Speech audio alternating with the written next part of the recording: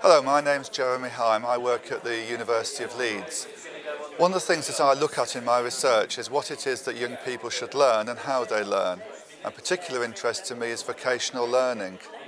Now, I've had the good opportunity and the good fortune to go right across the world and look in China and Japan, Austria, Germany and more recently Canada at what young people are learning in terms of vocational education.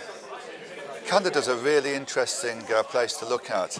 They have community colleges there, which basically means they're like our further education colleges in England, but they don't start until they're 18 years old. What that means is the full range of young people in Canada is in a high school. They have high progression rates, and basically maybe 80 or 90% of an entire cohort will be in a secondary school or high school. This means that they have to look through, think about and work out suitable pathways for success for their young people. And one of the most important ones of these is progression to work and further training.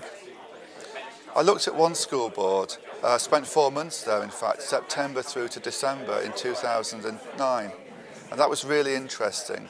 I took 5 case studies, 2 in the construction area. One of them, they were looking at renovating houses for householders. Another, they were building entire new houses for sale, working on building sites. I think they were on their 80th house when I was there. Beyond that, there were car maintenance programs, students running an entire community radio station, and another program, mill writing, welding, etc. The key thing about these programs was the strong sense of community engagement and involvement. They didn't call these programs vocational, and they didn't call their employers employers.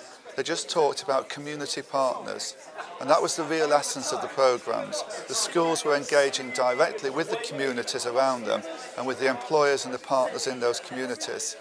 And the link, the interesting fact, was the teachers.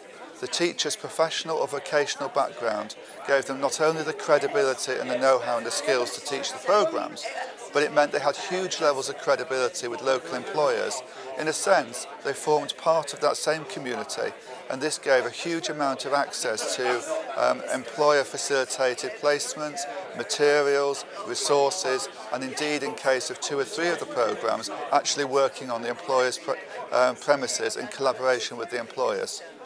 So I guess an interesting thing there is, what does this mean for the training of teachers, the recruitment of teachers, and providing appropriate progression routes for teachers with vocational backgrounds, and valuing their skills and bringing them into the teaching profession?